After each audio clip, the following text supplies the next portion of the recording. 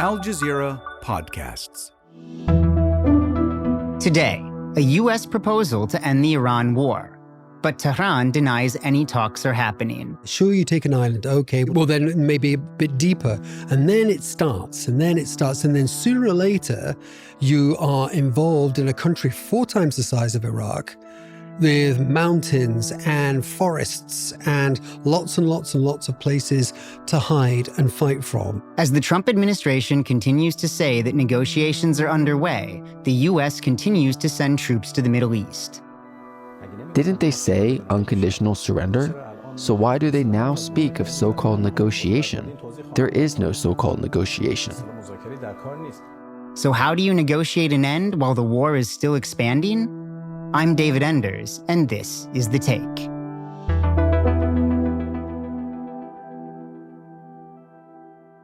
My name's Alex Gatopoulos. I'm defense editor for Al Jazeera, and I live and work here in Doha. Great to have you back, Alex. And we're talking to you today because we are seeing overtures being made by the United States for an end to the war that they started along with Israel almost a month ago. But on the ground, there are lots of military movements that maybe suggest something different might be in the offing. The U.S. says it's open to negotiations, but it's building up its forces. It's giving itself options for some kind of ground assault. Now, at the moment, these numbers are far too small for, say, any kind of things like invasion or incursion, whatever words you want to use. These are more for, if they were to be used, would be to take small installations, perhaps an island or two. This isn't the first sign of a broader thing, and that's very important to stress. So this isn't the first sign of an invasion. However, it is certainly a sign of some sort of ground assault, potentially. Based on what you're seeing on the ground, what can we expect, potentially? Well, what seems to be stacking up is, obviously, we have a tremendous amount of air assets as well that have been deployed, as everyone knows. What looks like is happening now is we have the arrival of several ground units, as if you were to call this. So you have a marine amphibious ready group that is about to arrive on station within the next day or two. That's the USS Tripoli ARG. That includes 2,200 highly specialized Marines that are designed, trained to seize hostile territory, islands, beaches, that sort of thing. So very much amphibious warfare. And they bring a whole load of these kind of like tailored weapons and vehicles and supporting destroyers that are capable not only of defending the fleet itself, but also firing missiles and attacking targets deep inland as well. So a very potent little force there. You have a second one that's already been ordered on its way. So you have the USS Boxer amphibious ready group that left the west coast of the United States. It's going to take a longer time, obviously. It has to sail pretty much right across the Pacific and then the Indian Ocean. So it's going to get here in about 3 or 4 weeks. That may or may not give you an idea of some of the timing.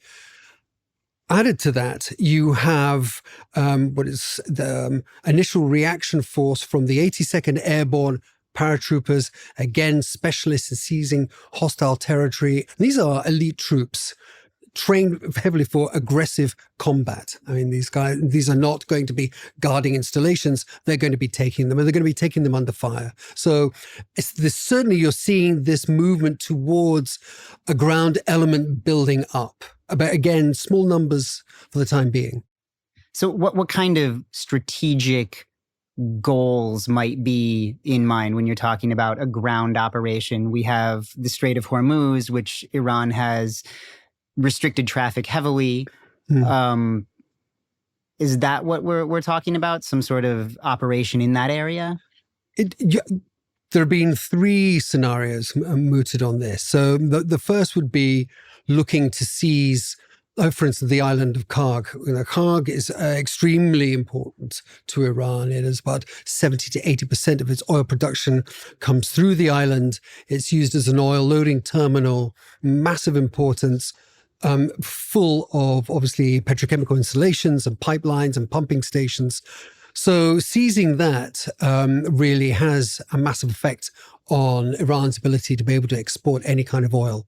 So that would be the main one. It's also small in size, so the force numbers would be about right to take a small island like that, which obviously is going to be heavily defended. There are already reports now that the Iranian Revolutionary Guards Council are moving troops there to be able to, it's an obvious target, so they're moving to defend this.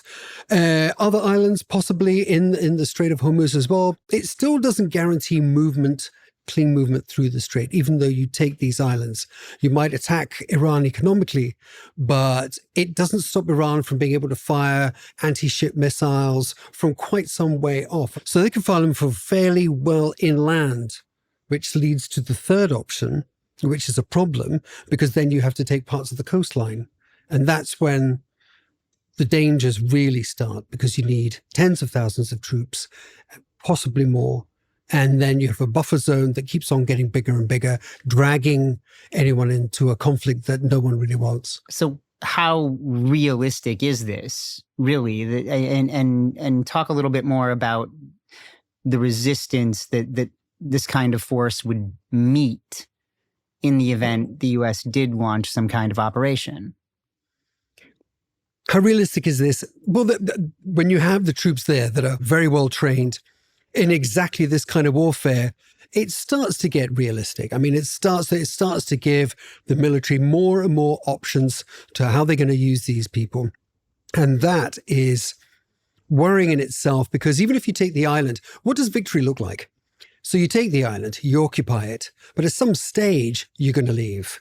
When do you leave? When's enough? When are you considered victorious? And it's these kinds of definitions that seem to be fuzzy at the moment, not just for the United States, but also for Israel. And it doesn't look particularly great for Iran as well, although they seem to have survived the initial onslaught as well. And I think this has kind of seemed to be a strategic boost in the arm for them. They seem to think, well, if we can survive that, we can survive more.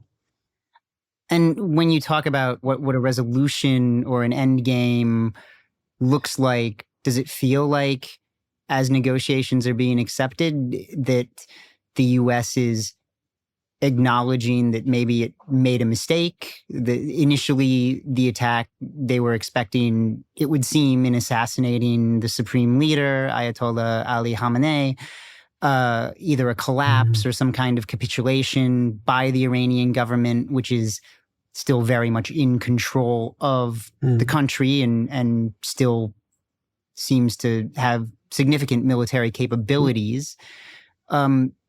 What do you think the U.S. has accomplished? Not as much as they expected to accomplish. And this is also the danger when military officers have to listen to ideologues. And it's always the nature where you seem to think, ideologues seem to think that, of whatever persuasion, seem to think that we can just do this.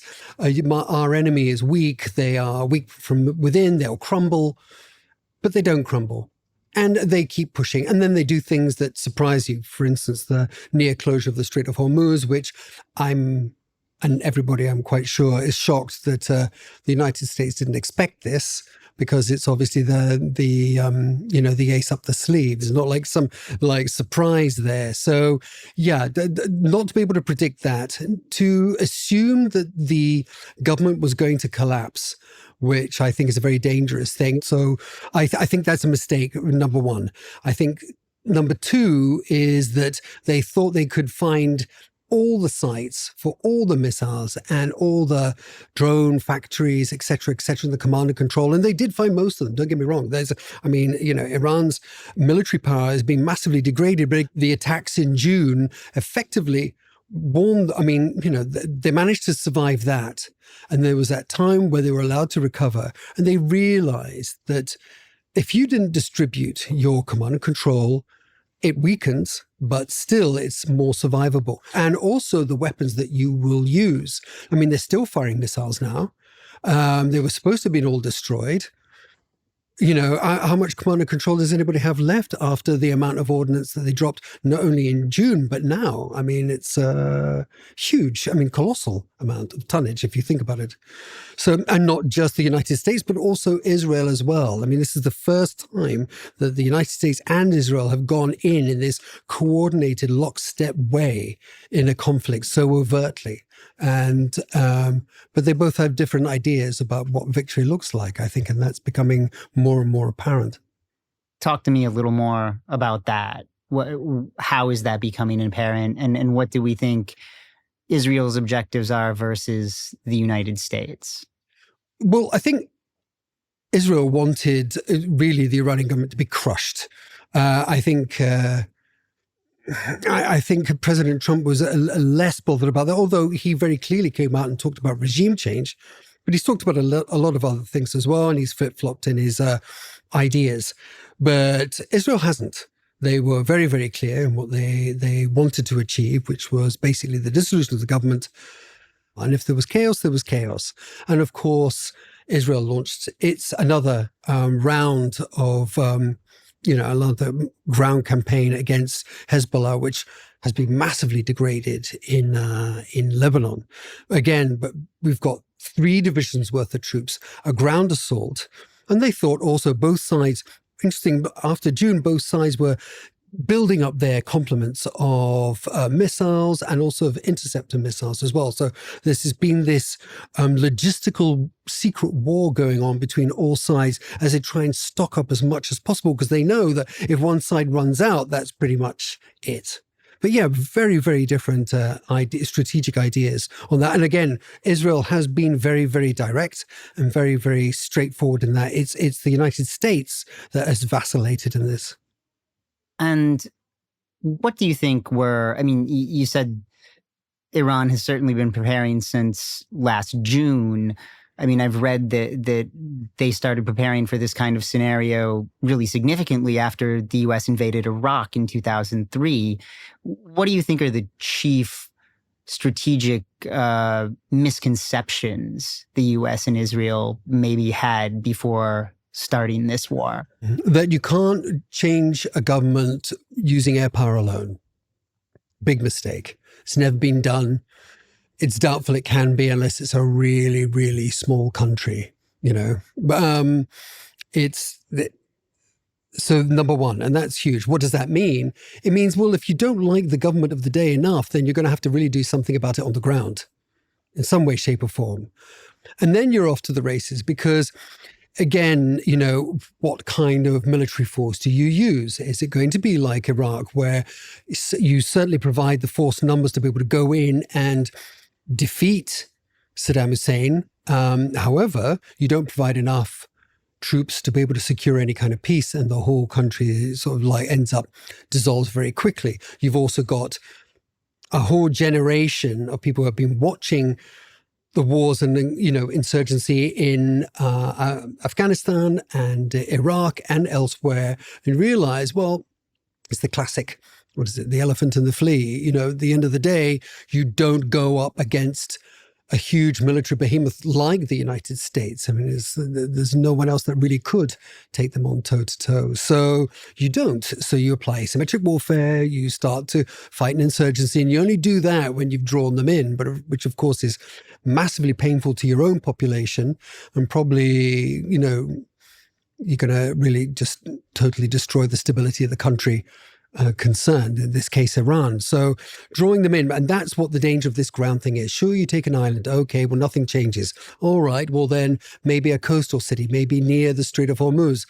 Okay, well, then maybe a bit deeper. And then it starts, and then sooner or later, you are involved in a country 4 times the size of Iraq, with mountains and forests and lots and lots and lots of places to hide and fight from. I mean, it favors the defense. It really does, And at the end of the day, the buck stops with President Trump, right? He's the commander in chief. Is he going to be that, daft, effectively? Is he going to be that mad to go in and do that and sacrifice a whole, because he'll be in there for years. And, God knows how many Iranians will die as well. I mean, it's a real nightmare scenario, and no one needs it. All we have to do is flash back to Vietnam and Iraq, and I mean, the examples are legion. And I mean, certainly there's nothing close to that number of troops there at the moment. But No. I mean, do you see in these overtures for negotiations and the Iranians are still saying that the U.S. is negotiating with itself and that they're not willing to at this point accede to any of the demands being made. Do you see in these overtures perhaps a tacit admission that the U.S. has reached the limits of what it can do militarily? It hasn't reached the limits, not by a long shot. Its military is designed to take on, near peer competitors, maybe two at a time. It's they haven't reached the limits. However, there's certain things that the countries are going to start to run out of. You might have smart munitions, precision guided munitions, but Patriots, they're made 620 were made last year Patriot in total. Missiles, the missiles Patriot, that are the very same. Being used to intercept missiles being fired from Iran. Exactly so. And you need to fire every 2 or 3 for every one that you're intercepting. They're complex pieces of equipment. And if 620 were made in the total of last year, and you need to share them with Ukraine, remember them? Ukraine, Japan, South Korea, all the Gulf states, Israel, of course, NATO, other NATO members, and also keep quite a few for yourself, then you really have an idea about these things. They're not made quickly either. So there will be things like that running out. And also the Iranians will start to run out massively. The frequency of missile attacks has slowed down. They're firing 2-3 dozen, but they're not firing 100 or whatever. Now, Israeli estimates put offensive missiles at roughly about 2,500. I think where we are now in the war, it shows that the Iranians have had a lot more stashed away. And what you've seen is they have used all their kind of older, slower missiles. So that is something that is going to act as a natural. I think it'll change dynamic. It'll change the way it looks, because everybody will run out of things. It'll dial down. You will get massive drone warfare because that'll be the only thing you can mass produce quickly. And then, of course, that could be shot down by your air forces. They're slow moving, but pilots get exhausted. Planes need maintenance. There's a limit to how much you can keep an offensive going. And in fact, this pause has actually probably been quite handy for that, I would have thought, as everybody rearms. And Iran, like you said, appears to have fairly well parceled out its capabilities as far as missiles it can launch. It appears in recent days more missiles have been getting through than at the beginning of the war. Am I imagining this? Or I don't think you are. I think more hypersonics have been launched. We saw several days ago the attack on Monah town, which is near Israel's nuclear defense establishment. You saw there's video out there of it zipping past Israel's air defenses to hit the town itself, and that's a real warning. I mean, that was a message as well, especially when Isfahan and Fordo and other kind of nuclear sites had been hit in Iran. The Iranians have this retaliatory thing. So if you do this to us, we will do it to you, or at least show that we can do it to you. But nowhere near the level of destruction that's been laid on Iran itself, which has been comprehensive. So then how at this point would you, Iran says it has no interest in negotiating at this point. Has it reached a point where Iran is to some extent dictating the pace of what's happening? Well, they have the upper hand in a way that they've survived. They've got time on their side. That helps. They've got the Strait of Hormuz in their pocket. So that helps. And yes, but sooner or later, they will run out of the offensive weapons or get low. No one wants to get down to zero. So you're going to start to husband these things and keep them back, because no one wants to, in, say, Israel's case, denude themselves of, high-speed interceptor missiles. In Iran's case, of offensive missiles. And also, we're seeing this kind of strange asymmetry with the Gulf just across the way. I mean, we haven't really talked about that yet. So when Israel struck Iran, Iran struck the Gulf. And it was that strange, wasn't like a strange tit-for-tat thing. It was the Gulf and the Gulf states were made to suffer. And this is the first time they've ever been put in this position. And many of them are aggrieved. And many of them are saying, well, hang on a sec here. We were trying to stop this. We didn't want this. We're your neighbors, regardless of whether they like each other or not. Doesn't matter. And yet, seeing this happen, I think, has hardened many attitudes in some of the states in the Gulf as well, where they turn around and say, well, if this carries on, we may just join the United States in offensive action of some kind. And that's obviously a massive escalation in itself. And finally, Donald Trump has set another deadline for the coming days. We saw him back off on the last ultimatum he gave, but what are you expecting to see in the coming days? That's the big question, isn't it? So far, we've seen Israeli airstrikes. So far, we've seen Iranian missiles hitting Israeli cities. And so far during this whole true spirit, we have seen increased attacks by the US on Iraqi military positions that obviously include the Popular Force mobilization forces. So, we are seeing the war shift dynamic somehow. And I think that was maybe the surprise with the Trump administration had, is how quickly this whole conflict metastasized and changed direction and grew in an ugly way that was hard to predict. We could certainly talk a lot more about it. We're going to have to leave it there. Okay. Alex Gatopoulos, thank you so much for your insights and expertise. Pleasure.